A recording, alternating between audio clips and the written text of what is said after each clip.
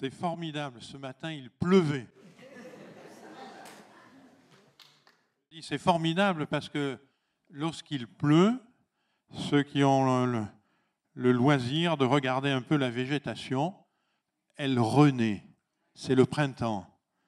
Et moi, j'étais émerveillé l'autre jour de regarder des branches qui étaient comme des épines sèches. Et en regardant bien attentivement, au bout, il commence à y avoir un petit bout vert tendre. C'est une véritable résurrection. Merci Seigneur. Voilà, je voudrais partager avec vous ce thème, Jésus, notre Pâques. Alors, je vais tout de suite lire un texte. Vous allez m'écouter. Ceux qui ont une Bible pourront suivre avec moi. C'est juste 2 versets. On reprendra un de ces 2 versets ultérieurement, mais je pense qu'il y a eu un don spirituel et je voudrais replacer la parole de Dieu au centre qui confirme le don spirituel dans 1 Corinthiens chapitre 5 et au verset 7. Il est dit « Faites disparaître le vieux levain afin que vous soyez une pâte nouvelle puisque vous êtes sans levain, car Christ, notre Pâques, a été immolé. Célébrons donc la fête, non avec du vieux levain, mais avec un levain, un vieux levain, non avec un levain de malice et de méchanceté, mais avec des pains sans levain, de la pureté et de la vérité. » Voilà, ce texte nous dit que, on comprend, il parle du levain, et vous allez voir tout à l'heure, on va en reparler. Le levain, dans la Bible, c'est le symbole du péché. Et il est donc dit dans ce texte, Christ est notre Pâques. Et célébrer la fête, mais sans levain, c'est-à-dire sans que le péché vienne salir nos vies.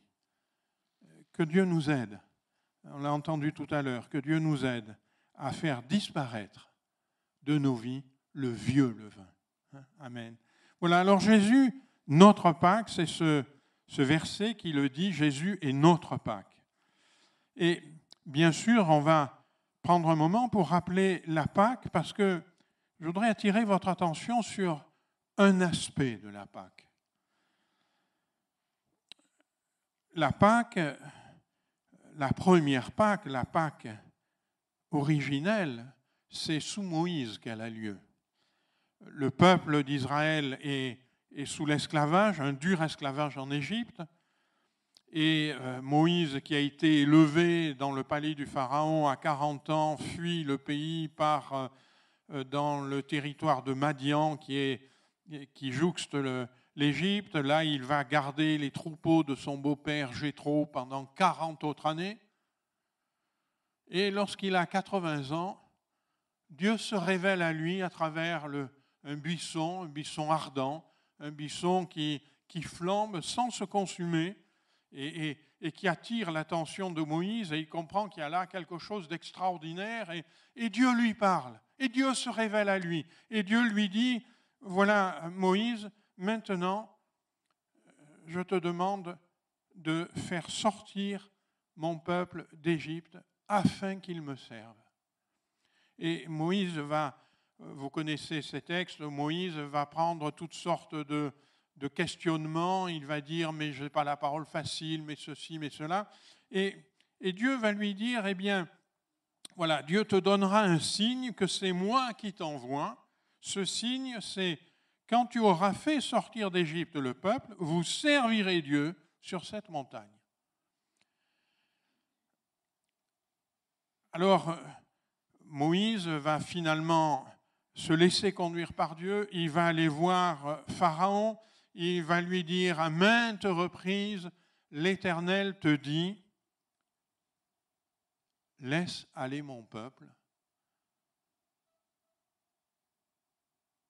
pour qu'il me serve.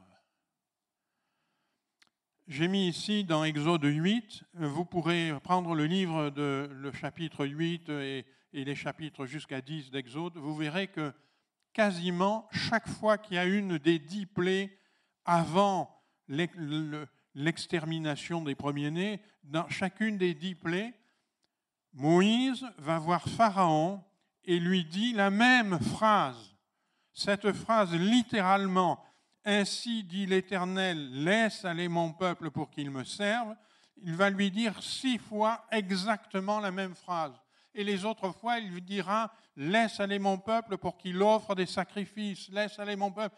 Mais chaque fois, il est associé le fait de laisser aller le peuple dans un but qu'il me serve. Et voyez, quand Dieu disait « tu auras un signe », ce signe, c'est que quand tu auras fait sortir mon peuple du pays d'Égypte, vous adorerez sur cette montagne. Il y a une finalité au fait de sortir du pays d'Égypte. Alors, on le sait, pardon, excusez-moi, il va y avoir des plaies successives de plus en plus fortes qui vont s'abattre et chaque fois, Pharaon refuse de laisser partir le peuple. Et finalement, Moïse va venir et lui dire « Si tu ne laisses pas aller mon peuple, eh bien, tous les premiers-nés du pays, que ce soit des hommes ou des bêtes, vont mourir. » Et il va dire de la part de l'Éternel au peuple d'Israël, il va leur dire « Voilà, vous prendrez un agneau sans défaut. Vous prendrez un agneau et vous prendrez de son sang avec une branche d'hysope. » L'hysope, c'est une petite herbe qui poussait notamment dans les murailles, dans les choses comme ça. Une herbe insignifiante. La Bible nous parle, par exemple, des cèdres du Liban qui témoignent de la gloire. Mais l'hysope, ça ne témoigne pas de la gloire, ça témoigne de la grande humilité. Tu prendras une branche d'hysope, tu la tremperas dans le sang, tu mettras du sang sur les linteaux de la porte de ta maison. Et quand je passerai, alors je ne toucherai pas cette maison. Et vous mangerez l'agneau, il sera rôti, vous le mangerez en étant prêt, en ayant la ceinture à vos reins, en ayant votre bâton à la main, en ayant vos sandales aux pieds, prêts à partir, parce que ça va être la délivrance pour vous. Et ainsi, Moïse va dire à tout le peuple, il appelle les anciens, il leur dit, allez prendre du petit bétail pour vos familles et immoler la Pâque. Et le peuple va immoler la Pâque, comme Moïse l'a dit, et le lendemain, c'est un désastre comme on a du mal à l'imaginer. On le lit, mais si vous réalisez, ça devait être une douleur, des cris partout, dans toutes les maisons. Les premiers-nés, même dans le palais de Pharaon, le premier-né est mort. Même dans les étables, parmi les animaux, le premier-né est mort. Quelque chose d'épouvantable, un drame. Mais dans le peuple d'Israël, pour tous ceux qui avaient mis le sang sur les linteaux de la porte, pour tous ceux qui avaient immolé cet agneau, eh bien, eux, ils n'ont pas été touchés. L'Éternel est passé par-dessus leur maison. Quelle grâce extraordinaire. Alors devant ce qui est arrivé, Pharaon finit par dire au peuple, allez, partez, partez. Il comprend qu'il faut les laisser partir. Et c'est la libération de l'esclavage. Le peuple part, il est libéré de cet esclavage. Mais il est libéré et tout le texte, et ce que je vous ai dit, vous ne pouvez pas dissocier. Lorsqu'on lit le texte, c'est frappant. On ne peut jamais dissocier le fait qu'il est libéré pour un but. Il est libéré pour servir Dieu. Alors le peuple va partir et ensuite va tant bien que mal servir Dieu. Je dis tant bien que mal parce que le peuple d'Israël va avoir des hauts et des bas dans toute son histoire et puis il va servir tant bien que mal Dieu. Et puis on va faire un bond de 1500 ans. Zacharie, qui est un sacrificateur, qui est le père de Jean-Baptiste, un jour, il monte au temple, il a été rendu muet jusqu'à ce que son fils naisse. Il est au temple, il présente son fils Jean-Baptiste, et tout d'un coup, sa bouche s'ouvre et il dit, voilà, on va l'appeler Jean. Et il se met à prophétiser. Il se met à prophétiser en disant, un sauveur nous est donné. Et il va dire, un sauveur qui nous délivre de nos ennemis, de la main de tous ceux qui nous haïssent. C'est ainsi qu'il manifeste sa miséricorde envers nos pères et se souvient de sa sainte alliance selon le serment par lequel il avait juré à Abraham, notre père, de nous permettre, afin, après que nous serions délivrés de la main de nos ennemis, de le servir sans crainte en marchant devant lui dans la sainteté et dans la justice tous les jours de notre vie. Zacharie prophétise, un sauveur nous est donné, un sauveur qui va refaire exactement la même chose que la Pâque de Moïse. Un sauveur qui nous délivre de la main des ennemis, une libération, mais une libération avec un but. Le but, le servir sans crainte, en marchant devant lui, dans la sainteté, dans la justice, tous les jours de nos vies. Amen. Et voyez-vous, cette prophétie annonce les mêmes choses. Elle annonce la libération de l'esclavage, elle annonce le fait que cette libération est donnée pour servir Dieu. On sait que ensuite Marie va être visitée et elle va enfanter Jésus, et puis Jésus va grandir, et puis un jour Jean-Baptiste voit venir, marchant vers lui, Jésus.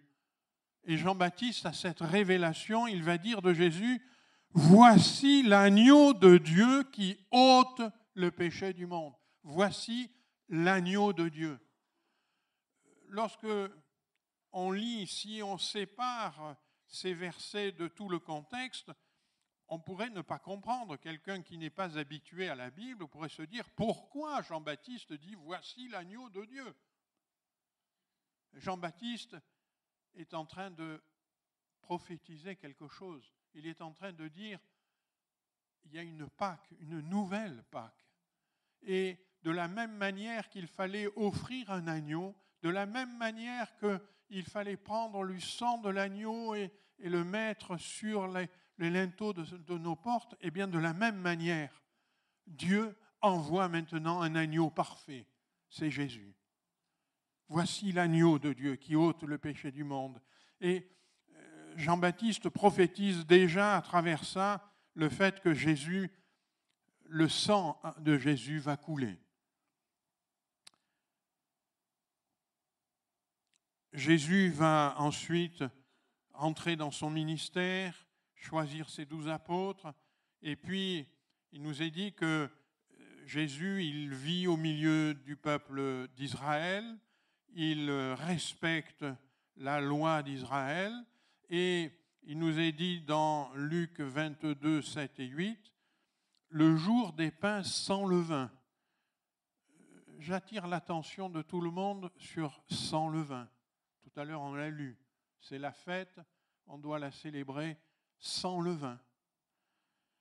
Le jour des pains sans levain, c'est-à-dire que pour célébrer la Pâque du temps de Moïse, une semaine avant, on faisait attention, on enlevait tout le levain et on préparait des pains sans levain. Il y avait un message de Dieu. Un message de Dieu, c'était Dieu veut que nous soyons sans péché. Le jour des pains sans levain, on devait immoler la Pâque. Et Jésus envoie Pierre et Jean disant « Allez nous préparer la Pâque afin que nous la mangions ». Jésus suit la loi de Moïse, là. Et il va préparer la Pâque. C'est sa dernière Pâque. Et pendant ce repas de Pâques, il va leur expliquer qu'il va devoir souffrir, qu'il va donner sa vie. Il va instaurer la Sainte Seine, ce que nous avons commémoré tout à l'heure. Il va prendre une des coupes dans le repas de la Pâque traditionnelle de Moïse. Il y avait plusieurs coupes, et notamment une coupe qui était la coupe de la délivrance. Et lorsqu'il prend cette coupe, il va expliquer aux apôtres qui sont là, il va dire, cette coupe, maintenant, ça sera le souvenir de ce que je vais faire. Je vais donner ma vie pour vous. Mon sang va couler pour vous. Et faites ceci en mémoire de moi. Et voyez que, je fais une petite parenthèse, mais au moment où il dit ça, il est vivant et son sang est dans ses veines. Et son sang n'est pas dans la coupe. C'est donc bien un symbole qu'il instaure là. Ils vont donc partager la Sainte Seine. Et puis, vous savez que les événements vont se précipiter. Il va être arrêté, il va être jugé, et je vous renvoie à mardi pour le procès de Jésus-Christ. Pilate va accorder au peuple ce qu'il réclame. Le peuple crie « Crucifie-le » et Pilate va accorder ça de façon extrêmement, comment on peut dire, pour bien montrer que lui, il n'était pas dans cette décision. Il va demander un broc et se laver les mains devant le peuple en disant « ça ne vient pas de moi, c'est vous qui demandez ça ». Mais il accorde quand même. Et Jésus va être crucifié. Pour tous les disciples qui ont marché avec lui pendant 3 ans, qui ont laissé leur vie de côté, qui l'ont suivi, qui l'ont vu ressusciter des morts, qui l'ont vu guérir les lépreux, qui ont vu faire marcher le paralytique et qui ont vu calmer le vent, calmer la tempête. C'était un moment terrible. Il est crucifié, il meurt, on le met dans un tombeau. Tout s'arrête. Quand vous lisez le Nouveau Testament, vous voyez que les disciples vont dire on va repartir pécher, faire notre métier d'avant. Tout s'arrête. Ils ne comprennent pas. Ils sont perdus. Et vous savez que des femmes vont monter au tombeau pour embaumer son corps. C'est ce qui se faisait à l'époque. Et après le sabbat, le matin d'après le sabbat, elles montent au tombeau. Et là, elles trouvent la pierre roulée. Il y avait une grande pierre qui fermait le tombeau, une pierre qu'on roulait, qu'on scellait. Et là, elles trouvent la pierre roulée, ouverte, le tombeau vide. Et là, il y a 2 anges. Et il y a un ange qui leur dit « Mais ne vous épouvantez pas. Vous cherchez Jésus de Nazareth qui a été crucifié. Il est ressuscité. Il n'est point ici. Voici le lieu où on l'avait mis. » Et elles peuvent voir qu'il n'est plus là. Et puis l'ange va leur dire, mais il va s'étonner. Il va leur dire, pourquoi vous cherchez parmi les morts celui qui est vivant? Il vous l'avait annoncé. Il est ressuscité. Mes frères, mes sœurs, quelle grâce! Jésus est vivant. Amen. Celui que nous adorons, celui à qui nous avons donné notre vie, il est vivant. La mort n'a pas pu le retenir. Et parce que la mort n'a pas pu le retenir, celui qui croit en Christ, celui qui a mis le sang sur les linteaux de sa vie, il sera vivant aussi. Amen.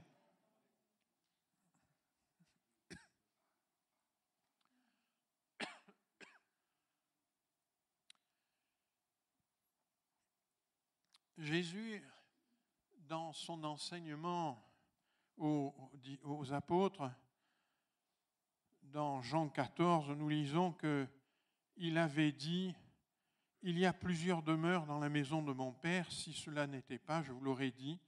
Je vais vous préparer une place, et lorsque je m'en serai allé, et que je vous aurai préparé une place, je reviendrai, je vous prendrai avec moi, afin que là où je suis, vous y soyez aussi. » Mon frère, ma sœur, est-ce que tu pourrais te retourner, regarder la personne qui est à côté de toi, devant toi, derrière toi? Je dis ça parce qu'il y en a au premier rang, ils n'ont personne à côté. Regardez la personne qui est devant ou derrière et lui dire « Tu y seras aussi. Amen. Tu y seras aussi. Je reviendrai. Je vous prendrai. afin que là où je suis, vous y soyez aussi. Amen. Ça, c'est la Pâque. Alléluia. La libération du péché. Alléluia. Et voyez, c'est la raison pour laquelle, je reviens au texte que j'ai lu au début, c'est la raison pour laquelle l'apôtre Paul, j'arrive plus du tout à voir où je suis là. Ah, attendez. Voilà. C'est la raison pour laquelle le texte que je lisais au début, l'apôtre Paul va dire « Purifiez-vous du vieux levain, afin que vous soyez une pâte nouvelle, puisque vous êtes sans levain, car Christ, notre Pâque, a été immolé. » Alléluia. Si on analyse bien cette phrase, on dirait qu'il y a une contradiction. Je ne sais pas si vous l'avez déjà remarqué. On dirait qu'il y a une contradiction parce qu'il est dit « Purifiez-vous du vieux levain, afin que vous soyez une pâte nouvelle, puisque vous êtes sans levain. » Alors, si je suis sans levain, je suis sans levain, quoi. Vous voyez, on dirait qu'il y a une contradiction, là. Et il dit, puisque vous êtes sans levain, car Christ, notre Pâque, a été immolé. Christ a été immolé, et comme pour le peuple, nous avons été libérés de la domination de l'esclavage du péché. Nous avons été libérés de cet esclavage-là. Et c'est ça que l'apôtre dit, vous avez été libérés de cet esclavage. Il ne domine plus sur vos vies. N'y retournez pas. N'y retournez pas. Lui, il ne peut plus vous dominer, mais vous, vous pouvez y retourner. Et l'apôtre dit, non, purifiez-vous du vieux levain, surtout n'y retournez pas. Soyez une pâte nouvelle, puisque vous êtes sans levain. Parce que maintenant, Christ vous a libéré de la domination. Il est celui qui ôte le péché du monde. La libération du péché et la vie éternelle. Seigneur, tu m'as libéré du péché, tu as cassé la domination du péché dans ma vie, tu as ôté le péché dans ma vie. Seigneur, je veux, comme ta parole le dit, marcher tous les jours de ma vie dans la justice et dans la vérité. Je veux m'attacher à toi. Je veux, Seigneur, ne pas retourner dans des choses qui salissent l'âme, qui salissent le cœur, qui salissent la pureté. Je veux marcher dans la vérité, je veux marcher dans la sainteté. Le Seigneur dira, soyez saints comme je suis saint. Vous savez, mes frères et sœurs, le Seigneur ne nous demande jamais quelque chose qu'on ne peut pas accomplir. Il nous demande toujours quelque chose que nous pouvons accomplir. Alors Seigneur, oui, nous voulons nous purifier du vieux levain, être une pâte nouvelle, parce que nous sommes sortis de la domination du péché. Notre Pâque a été immolé. Jésus a été immolé. Il s'est donné lui-même afin que nous soyons libres du péché. Si tant est que nous ayons fait comme les Juifs sous Moïse devaient faire, mettre du sang, son sang, le sang de l'agneau, sur les linteaux. Alors, ce n'est pas les linteaux de notre porte de maison, mais je dirais c'est les linteaux de nos vies. C'est mettre son sang sur ma vie, sur mon cœur. La parole de Dieu nous dit que le sang de Jésus nous purifie de tout péché. Amen. Et Seigneur, j'ai compris ton sacrifice, j'ai compris que tu as été immolé afin que celui qui croit en toi, celui qui te reçoit, celui qui se conforme à ta parole, celui qui t'adore, eh bien Seigneur, il est purifié par ton sang. Amen. Alors oui, il y a pour nous une libération du péché et la vie éternelle.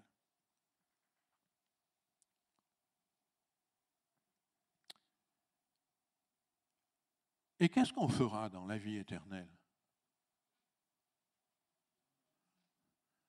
Quelqu'un disait, la vie éternelle, c'est long, surtout vers la fin.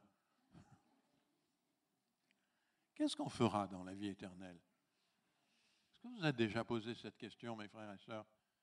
Qu'est-ce qu'on fera? Il y a une réponse à cette question. Elle se trouve dans Apocalypse. Il chantait un cantique nouveau en disant « Tu es digne de recevoir le livre, d'en ouvrir les sceaux, car tu as été immolé et tu as racheté pour Dieu par ton sang des hommes de toute tribu, de toute langue, de tout peuple et de toute nation, et tu as fait d'eux un royaume et des sacrificateurs pour notre Dieu, et ils régneront sur la terre. » Alléluia. Tu as fait d'eux un royaume. Un royaume. Ils auront un roi. Et c'est ce roi qui assurera leur sécurité. C'est ce roi qui fera connaître sa volonté. C'est ce roi qu'ils adoreront. C'est ce roi qui sera celui qui se tient devant eux dans tous les moments de leur vie. Mon frère, ma sœur, le Seigneur a fait de nous un royaume. Un royaume. C'est plus les aléas, c'est plus les choses de la vie, c'est plus tout cela qui régnera. C'est Dieu qui régnera sur nos vies complètement. Il n'y aura ni pleurs, ni souffrance, mais Dieu mettra sa paix, sa joie. Alléluia, quelle grâce. Seigneur, combien on a hâte. On comprend qu'il est écrit, Seigneur, viens. Alléluia. Un royaume et des sacrificateurs pour notre Dieu. Des sacrificateurs, c'est-à-dire de ceux qui servent Dieu, de ceux qui servent Dieu, de ceux qui offrent un sacrifice. Mais de quel sacrifice peut-il bien s'agir? Mais ils élèvent le sacrifice qui a été accompli une fois pour toutes. Il a été immolé. Christ, notre Pâque, a été immolé. Des sacrificateurs qui se tiennent devant Dieu et qui disent « Seigneur notre Dieu, je suis là parce qu'il a été immolé. Je suis là parce que Seigneur, tu as montré ton amour, ta grâce. Tu as montré ton pardon. Tu as montré ta puissance. Tu as envoyé Jésus. Tu as donné à Jésus, Seigneur, d'être immolé afin que son sang nous purifie de tout péché. » Amen. Des sacrificateurs pour Dieu. Qu'est-ce qu'ils feront, les sacrificateurs pour Dieu? Si on devait le dire avec un verbe plus classique, qu'est-ce qu'ils font, les sacrificateurs pour Dieu? Ils servent Dieu. Qu'est-ce que c'est le service de Dieu? Peut-être prendre 2 minutes. Parce que finalement, ce que je suis en train de vous dire, c'est que lorsqu'on regarde la Pâque initiale, Dieu avait dit à Moïse, tu diras à Pharaon, laisse aller mon peuple pour qu'il me serve.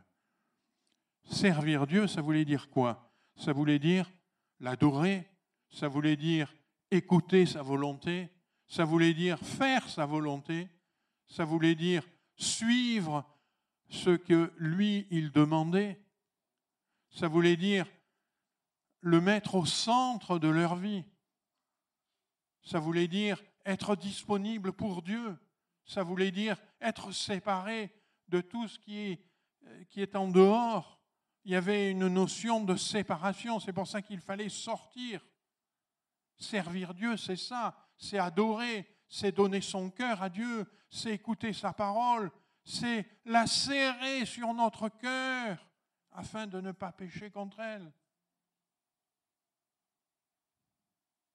Et vous voyez que ce que nous ferons dans l'éternité, c'est servir Dieu. Et ce que nous sommes appelés à faire dès maintenant, c'est servir Dieu, c'est lui donner notre cœur, c'est ouvrir notre cœur, c'est donner nos vies au Seigneur, c'est lui dire, Seigneur, non pas ma volonté, mais la tienne. Seigneur, je ne veux pas me conduire suivant mes impulsions, ma pensée humaine, mais je veux, Seigneur, me laisser conduire par ta parole.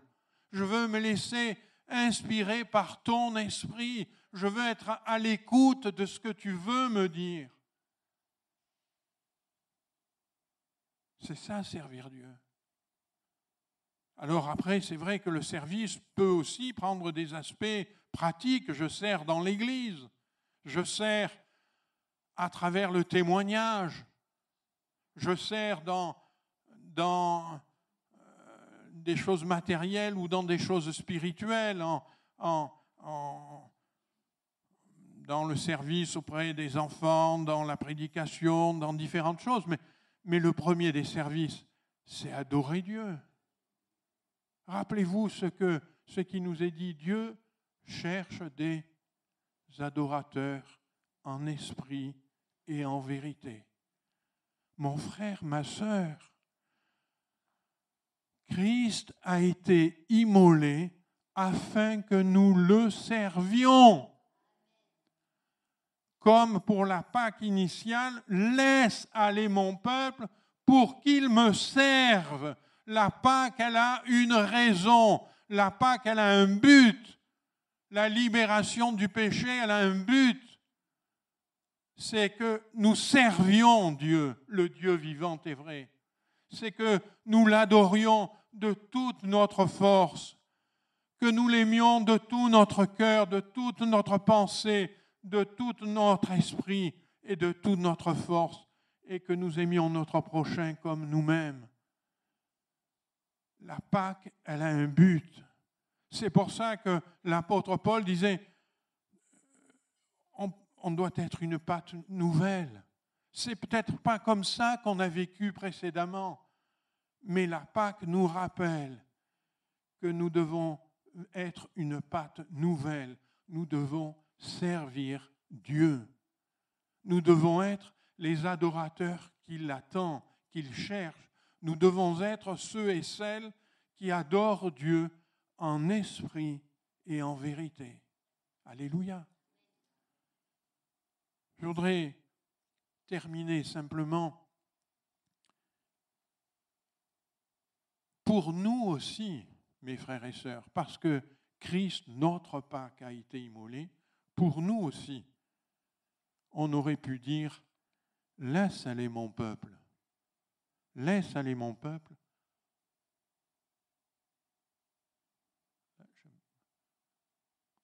pour qu'il me serve éternellement. Pour qu'il me serve éternellement, il va commencer ici-bas et il va continuer dans le royaume en étant sacrificateur de notre Dieu. Alléluia. C'est un service qui ne va pas s'arrêter, qui va durer jusque dans l'éternité. Alléluia, le Seigneur est vivant, il est ressuscité, il a ouvert un chemin nouveau, il est allé nous préparer une place afin que là où il est, nous y soyons aussi. Mais là où il est, nous y serons aussi, et nous serons de ceux qui servent Dieu. Parce que le service de Dieu, il commence ici-bas, il ne s'arrêtera pas, il sera jusque dans l'éternité. Et Jésus, notre Pâque, c'est le même message. Ce message, c'est dire au diable, laisse aller maintenant mon peuple pour qu'il me serve. Le Seigneur nous a libérés du péché, nous a libérés du diable, nous a libérés de la domination du diable. Il nous a libérés de tout ce qui peut nous retenir. Vous vous rappelez, il avait été dit de tous nos ennemis et ceux qui nous haïssent. Je voudrais dire peut-être à quelqu'un ce matin, peut-être tu passes par des moments de souffrance, peut-être tu passes par des moments terribles, peut-être tu es dans la maladie, j'en sais quelque chose, peut-être, mon frère, ma sœur, je te demande ce matin, regarde à la nôtre Pâque, à Christ. Ne te laisse pas arrêter par les ennemis, par ceux qui te haïssent. Il t'a libéré afin que tu serves Christ, que tu serves le roi des rois. Il est parti te préparer une place afin que ton service ne s'arrête pas ici-bas, mais que tu le serves jusque dans l'éternité. C'est maintenant que tu dois t'engager à servir Dieu, parce que Christ, notre Pâque, a été immolé. Alléluia. Mon frère, ma sœur, on va arrêter là, on va prendre un moment de prière, si vous voulez bien. On va se tenir devant Dieu.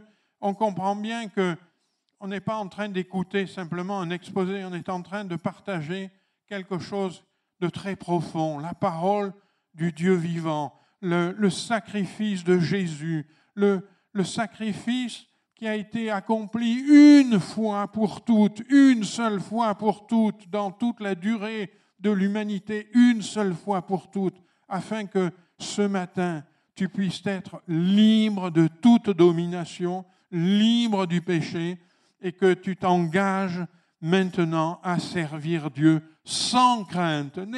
N'aie aucune crainte, n'aie pas de crainte vis-à-vis de tout ce qui pourrait t'atteindre. Sers Dieu et fais-lui confiance. C'est ce à quoi le Seigneur t'appelle et c'est ce à quoi la Pâque te rappelle.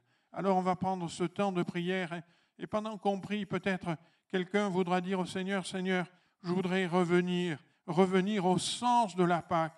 Je voudrais me souvenir, Seigneur, il y a peut-être des ennemis sur mon chemin, il y a peut-être de ceux qui me haïssent, il y a peut-être des choses qui m'entravent. Seigneur, je veux être sans crainte ce matin, je veux te servir, je veux être cet adorateur que le Père demande, je veux être cet homme, cette femme qui te fait confiance, qui ouvre son cœur et qui te écoute ta parole, qui la met en pratique et qui avance dans la vie en servant le Dieu vivant et vrai. Alors mon frère, ma sœur, si c'est ton cas, lève-toi à ta place devant Dieu et dis-lui, Seigneur, je veux revenir à ça, je veux ouvrir mon cœur, je veux laisser les défaites, les souffrances, je veux, Seigneur, m'attacher à cette parole qui dit, il nous délivre de nos ennemis, de ceux qui nous haïssent, il nous délivre du péché, il nous délivre des situations afin que nous le servions, lui, le Dieu vivant et vrai. Seigneur, nous sommes devant toi ce matin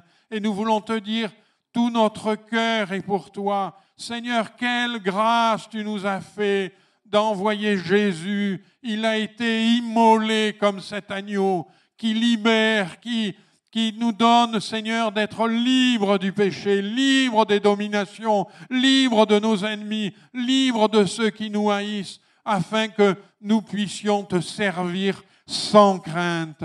Seigneur, ce matin, je te prie de raviver nos cœurs, que ce ne soit pas simplement une fête de Pâques, mais que ce soit, Seigneur, un renouveau dans nos vies. Seigneur, merci pour le sacrifice de Jésus. Merci pour la libération. Merci, Seigneur, parce que maintenant, nous pouvons te servir sans crainte. Nous voulons raviver en nous le service de Dieu. Nous voulons raviver en nous, Seigneur, la foi, raviver en nous l'adoration, raviver en nous l'attachement à ta parole, raviver en nous la recherche de ta volonté pour nos vies. Seigneur, nous voulons raviver en nous le service pour Dieu. Ce matin, Seigneur, tu vois mes frères et mes sœurs qui se sont levés. Je te demande de les bénir eux comme moi, de les fortifier eux comme moi. Seigneur, comme tous ceux qui sont devant toi maintenant, Seigneur, bénis-les, que ta grâce soit sur eux. Tu avais dit à Moïse, voici le signe, quand tu auras fait sortir le peuple, vous adorerez sur la montagne. Eh bien, Seigneur, oui, le signe, il est pour nous. Nous voulons adorer le Dieu vivant, adorer celui qui a donné sa vie et qui est vivant pour l'éternité, adorer le Père et le Fils et le Saint-Esprit. Seigneur, nous te louons, nous te bénissons. Trouve, je te prie, en nous des services, des serviteurs et des servantes pour l'honneur et la gloire de ton nom, Seigneur. Amen. Amen. On reste un instant dans la prière. On reste un instant devant le Seigneur. On dit, Seigneur, visite nos vies. Et peut-être, mon frère, ma sœur, je relance encore cet appel. Tu as hésité à te lever et Dieu t'appelle à le faire maintenant. Je ne sais pas pour qui je dis ça, mais je sais que Dieu parle à quelqu'un. Il t'appelle à le faire maintenant. Ravive ta vie d'adorateur. Ravive ta vie de prière. Ravive ton attachement à Dieu. Il t'a libéré pour que tu le serves. Alléluia. Sois béni, Seigneur. Amen. Amen. Nous te louons, nous te bénissons. À toi la louange, l'honneur, la gloire. Est-ce que le groupe de chant pourrait venir et on termine par un chant de louange, de gloire à notre Dieu. Seigneur, tu as fait de nous des servantes et des serviteurs pour ta gloire. Amen. Oui, Seigneur, nous voulons t'adorer, nous voulons témoigner, nous voulons servir le Dieu vivant pour sa gloire. Que son nom soit béni. Amen. Mes frères et sœurs, permettez-moi de finir. Bonne fête.